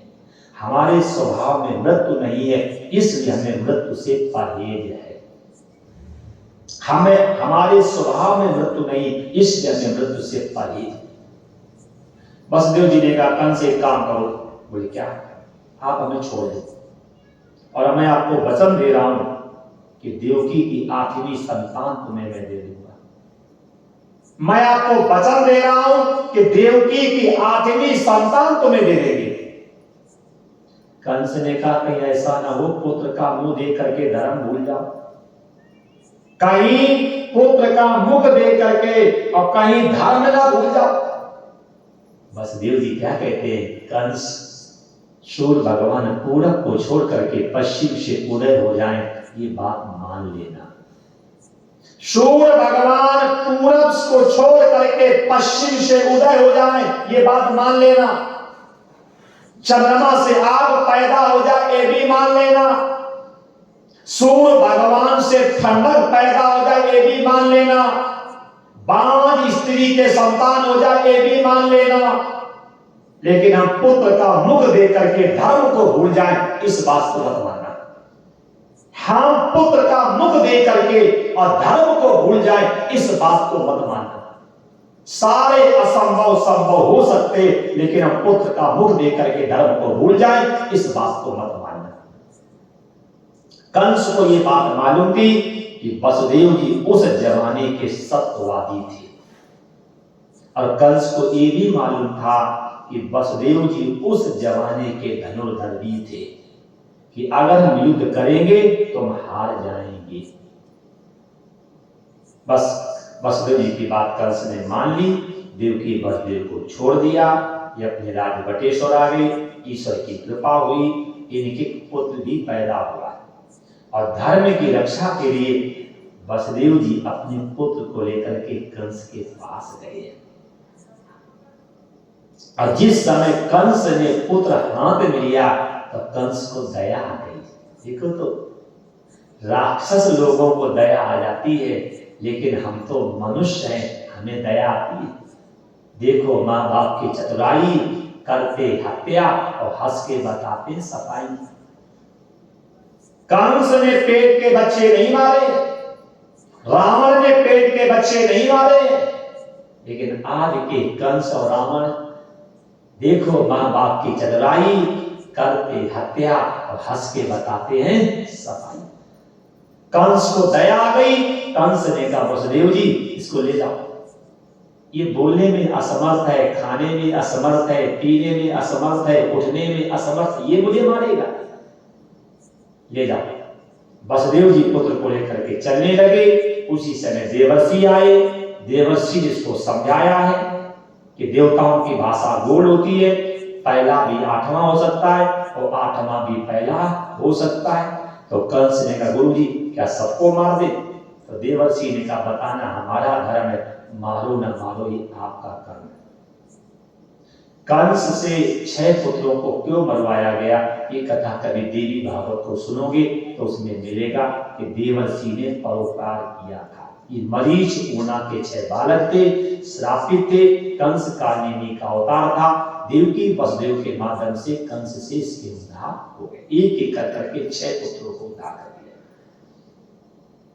सूर्य ग्रहण था, सब लोग समुद्र स्नान करने के लिए गए थे। वही योग माया ने 7वीं संतान, 7वां गर्भ रोहिणी के पेट में स्थापित कर दिया। कंस को जब ये बात मालूम हुई कि देवकी का 7वां गर्भ श्रवित माने खंडित हो गया है, उसी समय देवकी वसुदेव को उठा करके जेल में डाल दिया। रामा अवतार में लक्ष्मण जी छोटे थे, लेकिन रामा अवतार में इनके मन में बड़े होने के विचार थे, इसलिए कृष्णा अवतार में शेषा अवतार को पहले भेज दिया। तो रोहिणी के पुत्र पैदा हुआ, उसने आंख नहीं खोली। जब रोहिणी के पुत्र ने आंख नहीं खोली तब माताएं बड़ी भावुक होती हैं। तो माता जी पंडित जी के पास गई और जाकर के ब्राह्मणों से कहा पंडित जी रोहिणी के बालक ने आंख नहीं खोली, क्या वो अंधा है क्या? ब्राह्मणों ने जन्म पत्री बना करके दूसरा 12वां स्थान देखा और कहा माई बोले हाँ ये बालक नेत्रहीन नहीं है, ये बालक के नेत्र हैं। आप लोग एक काम करिए, आप लोग करिए एकादशी का व्रत। जब आप लोग व्रत करेंगे तो उसके पूर्ण के प्रभाव से बालक आंख खोल देगा। देखो उस समय गांव में कितना प्रेम था कि रोहिणी का बालक आंख खोल दे। पूरे गांव के लोगों ने व्रत किया है, रोहिणी का बालक आंख खोल दे और पूरे गांव के लोगों ने व्रत किया। अब तो अगर जिठानी का लड़का बीमार है तो का दुरानी की लड़का जा करके और मंदिर प्रसाद चढ़ावे जल्दी मर जाए। देखो इधर पूरे गांव के लोगों ने व्रत किया है। ये कथा से शिक्षा लो, हम लोगों को प्रेम से रहना चाहिए। भैया 70 साल का जीवन है, क्यों गांठ बांधते हो, क्यों तू में जिंदगी जी रहे हो? ऐसा सुंदर इतिहास बनाओ, किसी के कभी गांठ बांध के मत जाओ। जीवन बहुत अमूल है, जीवन जो है क्षण भंगुर है। ये लड़ने के लिए नहीं है, गांठ बांधने के लिए नहीं है, किसी को नीचा दिखाने के लिए नहीं। ये जीवन किस लिए है? हे पूर्ण परमात्मा, पावनो जीवात्मा, विश्व बने धर्मात्मा और सुखी रहे सब आत्मा। सुखी रहे सब आत्मा। जब सारी आत्माएं सुखी रहेंगी तो उसमें तो आपकी भी आत्मा है, आप भी सुखी रहोगे। हे पूर्ण परमात्मा, पावनो जीवात्मा, विश्व बने धर्मात्मा। और जब पूरा विश्व धर्मात्मा बनेगा तो विश्व के अंदर तो आप भी हो, तो आप भी धर्मात्मा बन जाओगे। ऐसे विचार लाओ, हे पूर्ण परमात्मा, पावनो जीवात्मा, विश्व बने धर्मात्मा और सुखी रहे सब आत्मा। इसलिए कभी किसी के हृदय में गांठ मत बांधना, किसी का बुरा मत सोचना, सभी का अच्छा करना। और जब हृदय आपका कैप्सूल नहीं, हृदय को कैप्सूल मत बनाओ, हृदय को विशाल बनाओ। और जब विशाल हृदय बनोगे तभी आपका पूजन होगा। जिन जिन लोगों ने अपने हृदय को विस्तृत किया है उन्हीं का नाम है, और जो जो अपने घर तक रहे हैं वो सब डूब गए। जिन्होंने घर पाला है उनको कोई याद नहीं करता है, जिन्होंने जगत को पाला है उनका नाम है, देख लो दयानंद, देख लो मदन मोहन मालवीय, देख लो राजा राम मोहन राय। जिन्होंने जगत को अपना घर माना उनका नाम अमर हो गया, और जिन्होंने अपने घर को ही अपना माना उनके नाम डूब गए। इसलिए अपने प्रेम को करिए विस्तृत, विश्वव्यापी प्रेम करिए। जो प्रेम जो स्नेह अपने बच्चों के प्रति है वही गरीब बच्चों के प्रति ले आओ तो आपका विश्वव्यापी नाम बढ़ेगा। इसलिए कथा से शिक्षा ले लो। पूरे गांव के लोगों ने दत्त आरंभ कर दे, इसलिए रोहिणी का पुत्र आंख खोल दे। इधर कह रहे भादव का महीना था, कृष्ण पक्ष था, अष्टमी तिथि थी, रोहिणी नक्षत्र था, बुधवार था। माता जी के सामने भगवान प्रकट हुए। लिखा है तमद भूतम बालक अम्बु जेठ, शंख चक्र गदा और पद्म लेकर के देवकी के सामने भगवान प्रकट हुए। जन्म नहीं हुआ, प्रकट हुए। तमद भूतम बालक अम्बु जेठ, शंख चक्र गदा और पद्म लेकर के माता जी के सामने भगवान प्रकट हुए। और जब माता जी के सामने भगवान प्रकट हुए तब माता जी ने पीठ घुमा ली। भगवान कह रहे हैं मां, बड़े बड़े योगी महात्मा तपस्वी हमें ध्यान से देखते हैं। ध्यान अवस्थित तदगते मनसा पश्यन्ति योगी। बड़े बड़े योगी महात्मा तपस्वी हमें ध्यान से देखते हैं और मैं आपके सामने आया, आप पीठ कर रहे हैं। माता जी ने कहा प्रभु तुम तो हमारी नाक कटवाने आए हो। देखिए ये हिंदुस्तान की माताएं हैं जो ईश्वर से बात कर रही हैं। इसीलिए मैं कहता हूं अपने को जानो, अपने को जानो। आप जड़ नहीं, आप चेतन हो। आप खंड नहीं, आप अखंड हो। आप दृश्य नहीं, आप दृष्टा हो। आप व्यक्ति नहीं, आप अव्यक्त हो। आप एक देशी नहीं, आप सर्वदेशी हैं। आप अपने को पहचानो। आपकी सत्ता से ब्रह्मा विष्णु महेश भी हो रहे हैं संचालित। आप इतने पावरफुल हो, लेकिन हम अपने को पहचान नहीं रहे। हम तो दीन होकर के, हीन होकर के, भिखारी होकर के, मूर्ख होकर के अब पत्थरों के सामने गिड़गिड़ा रहे हैं। अरे पहले अपने को पहचानो तो। आप जड़ नहीं, चेतन है, खंड नहीं, अखंड है, व्यक्ति नहीं, अव्यक्त है, एक देशी नहीं, सर्वदेशी है आप। लेकिन हम अपने को पहचान कहां रहे? जो लोग बता देते हम उसी को मान के बैठ गए। जब शास्त्र कह रहे हैं अपने को जानो, अपने को जानोगे जीवन निहाल हो जाएगा। ब्रह्मा विष्णु महेश आपकी पूजा करेंगे। जिस दिन आप अपने को जानोगे उस दिन ब्रह्मा विष्णु महेश आपकी आरती करेंगे। उल्टा हो गया, हम उनकी आरती कर रहे हैं। क्यों? क्योंकि अपने को भूल गए। इसलिए अपने को पहचान लीजिए। ब्रह्मा विष्णु महेश आपकी आरती करेंगे। ब्रह्मा विष्णु महेश आपके चरणों की रज को लेने को तरसेंगे। लेकिन हम अपने को पहचान ही नहीं रहे। देखो ये कथा से शिक्षा हो। भगवान कह रहे मां, बड़े बड़े योगी महात्मा ध्यान से देखते हैं और मैं आपके सामने आया, आप पीठ कर रहे हैं। माता जी ने कहा तुम तो हमारी नाक कटवाने आए हो। जिस समय मथुरा की माताओं को मालूम होगा देवकी के लाला भयो, देवकी के लाला भयो, देवकी के लाला भयो, और जब देखने आएंगी, जब आपको देखेंगी तो सब ताली पीट पीट के हंसेगी। गजब हो गया, देवकी के बाप भयो, देवकी के बाप भयो, देवकी के बाप भयो। कैसे? सतयुग में व्यक्ति की लंबाई होती 21 हाथ, त्रेता की व्यक्ति की लंबाई 14 हाथ, द्वापर की व्यक्ति की लंबाई 7 हाथ और कलयुग की व्यक्ति की लंबाई 3.5 हाथ। तब माता जी थी 7 हाथ लंबी और भगवान थे 21 हाथ लंबी। और किसी माँ के लड़का पैदा हो और आप देखने जाओ तो अम्मा हो 7 हाथ की और लल्ला हो 21 हाथ के, तो क्या तो लल्ला कहोगे कि पप्पा कहोगे? तो माता जी ने कहा तुम तो मेरी हंसी करवाने आए हो। मथुरा की माताओं को मालूम होगा देवकी के लाला भयो, देवकी के लाला भयो। जब तुम्हें देखेंगी तो सब ताली पीट पीट के हंसेगी, गजब ढा दिया, देवकी के बाप भयो, देवकी के बाप भयो, लाल नहीं बाप। तो भगवान ने कहा माता जी क्या करें, जो छोटे हो। देखो जो बड़ा होता है उसे छोटा बनने में अच्छा लगता है और जो छोटे होते हैं उन्हें बड़ा बनने में अच्छा लगता। ईश्वर बड़ा है तो छोटा हो गया, ईश्वर बड़ा है तो छोटा हो गया और हम छोटे हैं तो बड़ा होना चाहिए।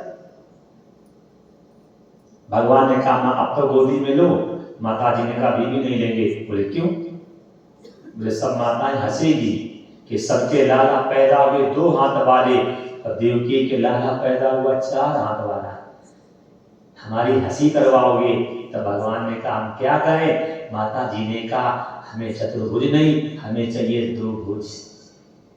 तुरंत भगवान 2 भुजाकार हो जाते हैं, छोटे हो गए 2 भुजाकार हो गए। माता जी ने हृदय से लगाया है, मुख को पुचकारा है, सिर पे हाथ घुमाया है और लिटा करके गोदी में आंख बंद करके देवकी अपने भाग्य की सराहना कर रही है।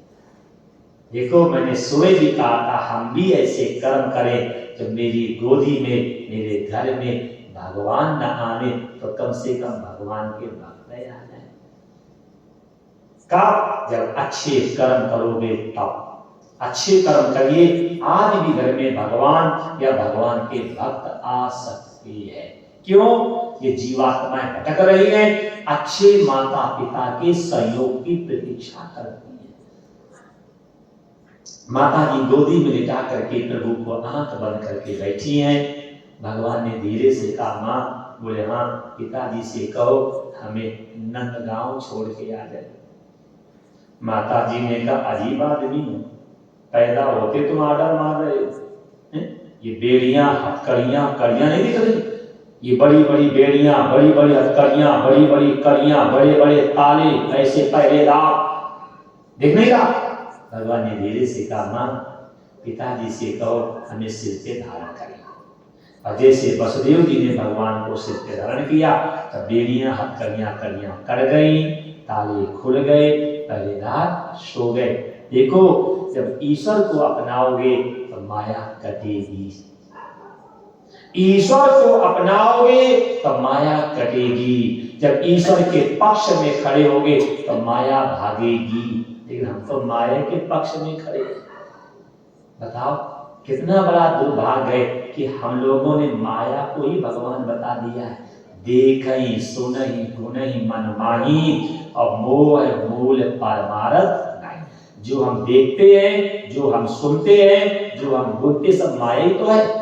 और हम लोगों ने माया को भगवान बताया है, इसीलिए आपके साथ शोषण हो रहा है। ऐसे ऐसे अफसर लोग गद्दी पर बैठे हैं जिन्हें स्वयं विवेक नहीं कि क्या जड़ है क्या चेतन।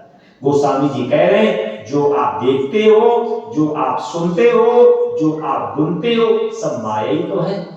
देखहि सुनहि गुणहि मन माही और मोह मूल परमारथ। माया को भगवान मानोगे तो बात बनने वाली है। जैसे वसुदेव जी ने भगवान को सिर पे रखा, माया कर गई।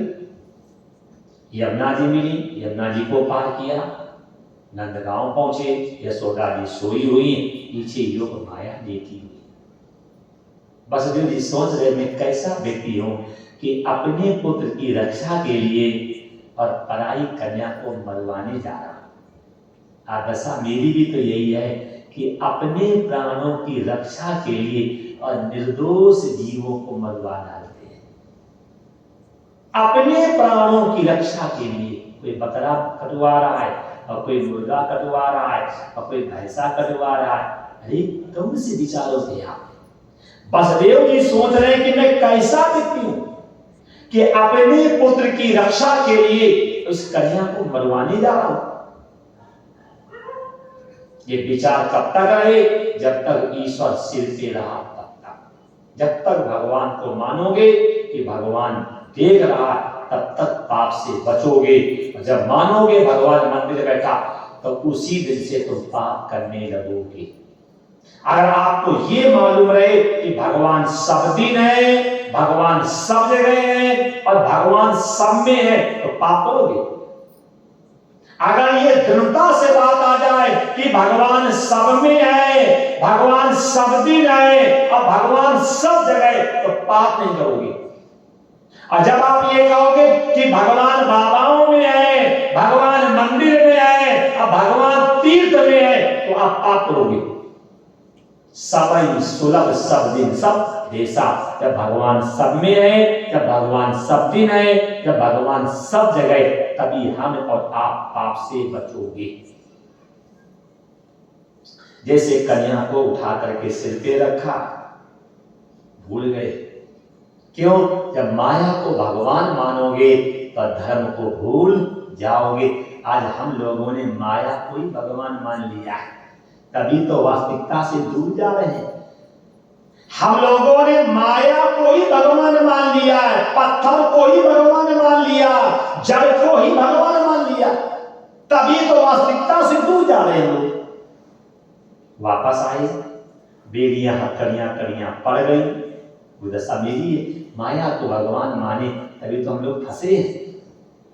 हम लोग इतने ज्यादा फंसे हुए हैं कि हो सकता हजारों जन्मों तक हम लोगों को नर्क से कोई निकाल नहीं सकता, क्योंकि आपके खून परिश्रम की कमाई को मांग मांग करके हम लोग अपने पाप की पोटली को बढ़ा रहे हैं। तारे लग गए, पहले रात जग गए, कन्या कहां कहां करके रोने लगी।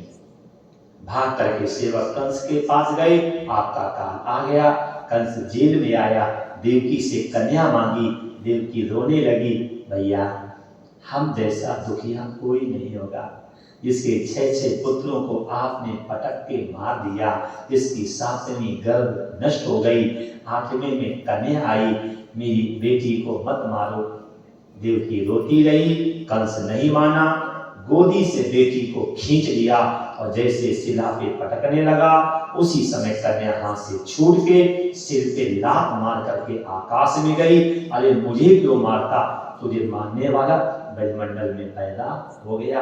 तो ध्यान रखना, माया को हम नहीं मार पाएंगे, माया हमें मार जाएगी।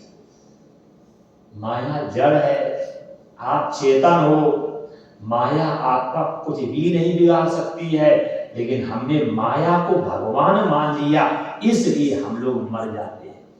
माया जड़, आप चेतन हो, माया आपका कुछ बिगाड़ नहीं सकती, लेकिन हमने माया को भगवान मान लिया है, माया को शक्तिशाली मान लिया है, माया को समर्थवान मान लिया। क्यों?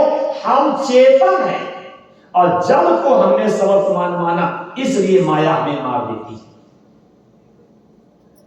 कंस ने देवकी से माफी मांगी है, बहन मुझे माफ कर दो, देवताओं के कहने पर हमने तुम्हारे निर्दोष बच्चों को मारा। देखो बहन की ममता।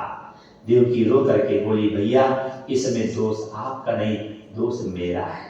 मैंने किसी माँ के पुत्रों को मारा होगा, तो इसलिए आज आपको माध्यम बनना पड़ा और पाप हमें भरने पड़े। ये भी कथा देवी भागवत में मिलेगी कि देव की वज्र में कौन से ऐसे पाप किए थे तो 6 पुत्र उनके आंख के सामने पटक के मारे गए। ये उनके पाप थे। ये कथा कभी देवी भागवत की सुनना तब मिलेगी। देवकी ने माफ कर दिया है। कंस बाहर आया, उसने आकर के सेवकों से कहा 6 महीने के जितने भी बच्चे हो 84 कोष सबको मार दो, सबको मार दो। ठीक, आप इधर आ जाओ। यशोदा जी सो रही है, पीछे से बालक लेटा है और मुख में अंगूठा डाले है, अंगूठे को चूस रहा है। नंद बाबा की बहन की सुनंदा, जैसे सुनंदा ने देखा कि भाभी सो रही है और सुंदर पीछे बालक लेटा हुआ है, और जिस समय सुनंदा ने देखा तो सुनंदा भाग खड़ी हुई, भैया बधाई हो, भैया बधाई हो, भैया बधाई हो। नंद बाबा ने कहा है कि बधाई? बहन जी ने कहा भैया, बोले हाँ यशोदा के लाला भयो।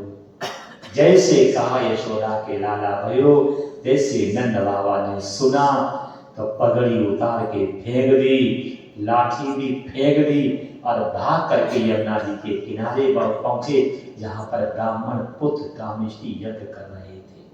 ब्राह्मणों के पास जाकर के कहा, ब्राह्मणों बधाई हो, दुहाई हो, किस बात की?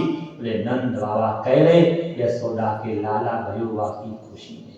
जैसे कहा उसी समय ब्राह्मणों ने भुजाएं ठोकी, बाबा देखा ये मंत्रों का प्रभाव, कमर सीधी ना हो और बच्चे पैदा हो। आनंदम ददाति सानंदा, जो दूसरे को आनंद दे उसी का नाम नंद। नंद बाबा ने कहा ब्राह्मणों ये तुम्हारी ही कृपा है, जो आंख से दिखाई नहीं पड़ रहा है, कान से सुनाई नहीं पड़ रहा है, पैरों से चला नहीं जा रहा है, कमर टेढ़ी हो गई है, दांत गिर गए हैं, गाल पचक गए हैं, हड्डियां दिख रही हैं और बच्चे पैदा हो रहे हैं, ये तुम्हारे मंत्रों का ही प्रभाव है। नंद बाबा ने ब्राह्मणों का एहसान माना है। इसके बाद ब्राह्मणों से कहा जो चाहिए सो मांग लो। नंद बाबा ने गौशाला का मुंह खोल दिया और ब्राह्मण गौएं ले लेकर के अपने अपने घर चलने लगे। एक ब्राह्मण ने 108 गौएं दान में ली। ब्राह्मण थोड़े असंतोषी ज्यादा होते हैं, कितना भी दो, लेकिन लेटर वक्त बढ़ता नहीं का। 108 गौएं पंडित जी लेकर के आए। पंतानी ने देखा तो चिल्ला पड़े, पंडित जी महाराज। बोले हाँ, घर में एक भी गाय बांधने को जगह नहीं और तुम गाय लाए 108। पंडित जी ने कहा कोई बात नहीं, अगर घर में जगह नहीं तो मैके भेज दो। तो बोले और ले आओ। तो क्या शिक्षा मिली? आप कोई सामान लाओ तो आपकी पत्नी कह दे कि सामान खराब है तो कह देना, इसे अपने मैके भेज देना और कल तुम्हारे लिए कंपनी का सामान ले आएंगे। और लाओ ना लाओ आपका विषय, लेकिन उस समय का विवाद टाल। नंद बाबा ब्राह्मणों को गौएं दे रहे हैं, भूसा दे रहे हैं, सोना दे रहे हैं, चांदी दे रहे हैं, वस्त्र दे रहे हैं, आभूषण दे रहे, जो चाहो सो। नंद बाबा के उत्सव मनाया जा रहा। तो थोड़ी देर हम लोग भी बोल रहे हैं, नंद के आनंद भय जय कन्हैया लाल की, नंद के आनंद भय, नंद के आनंद भय, जय कन्हैया लाल की। आवाज नहीं आ रही है, जबकि मैंने 2 घंटे आपसे एक बार भी कीर्तन करने के लिए कहा। बताओ 2 घंटे हो गए। मैं कहा ठीक है सर्दी है, आप लोग आराम से बैठे हैं, तो हमने किसी को डिस्टर्ब किया? अब तो कम से कम मुंह खोल लो। अच्छा आपने मिट्टी का घड़ा देखा? उसमें चना भर दो, पानी भर दो और ऊपर से लगा करके स्टील हलवा प्लेट और घड़े का मुंह बंद कर दो। जब चना फूलेंगे तो घड़ा फूल जाएगा। तो सुबह से शाम तक करोगे पाप।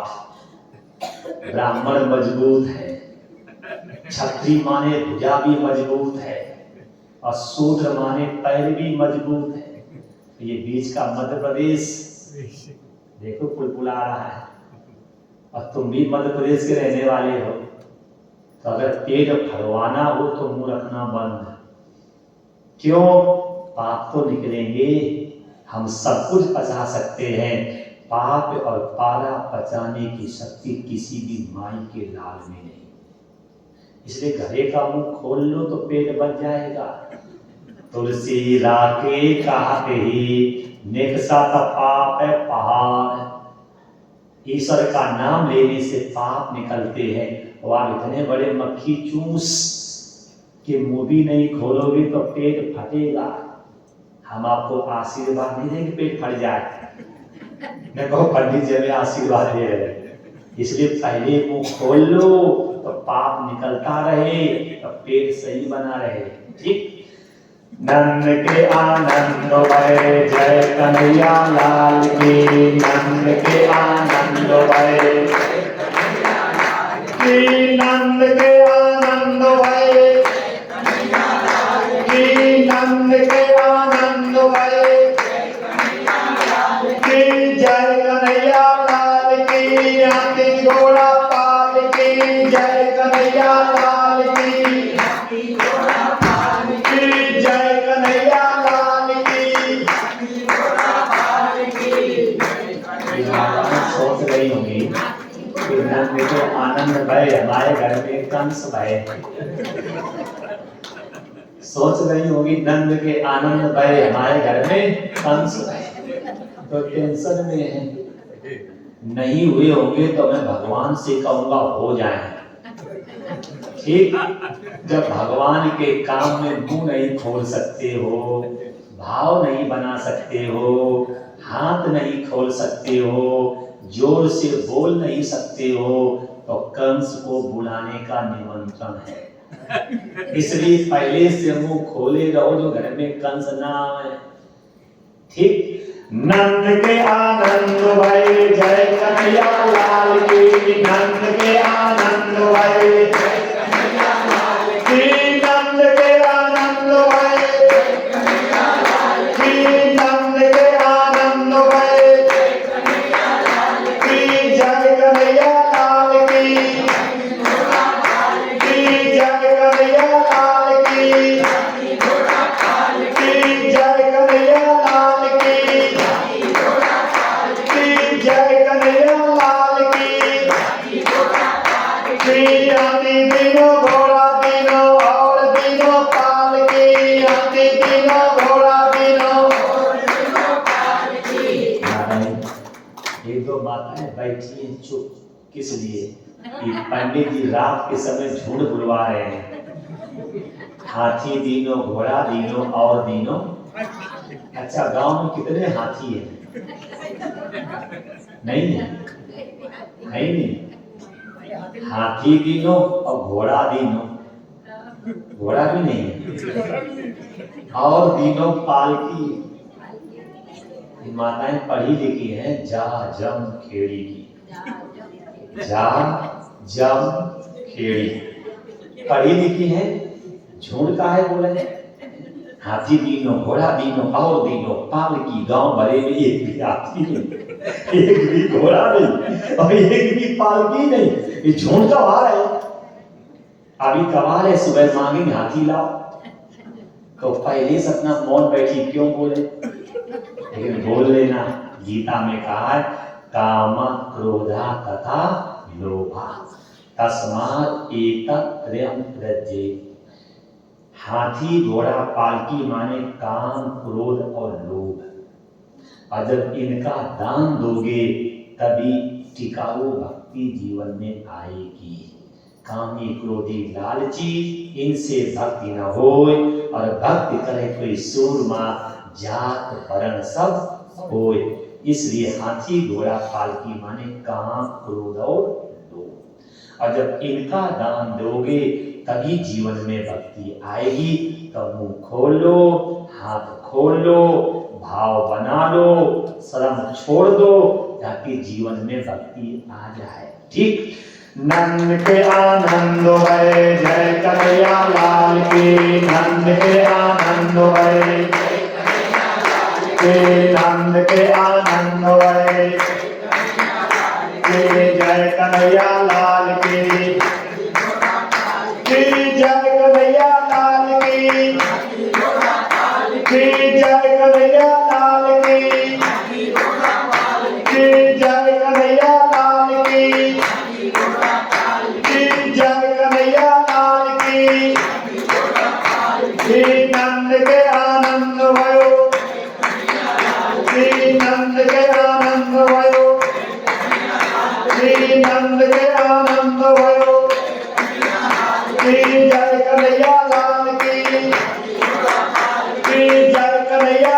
लाल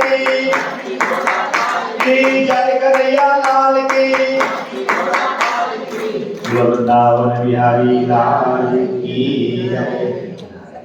अब कल जब आएंगे तो आगे कथा कल सुनेंगे। कथा का समय कल का अपना 12 से 3 और रात्रि 7 से 9। अगर ईश्वर समय दे तो समय निकाल करके आना।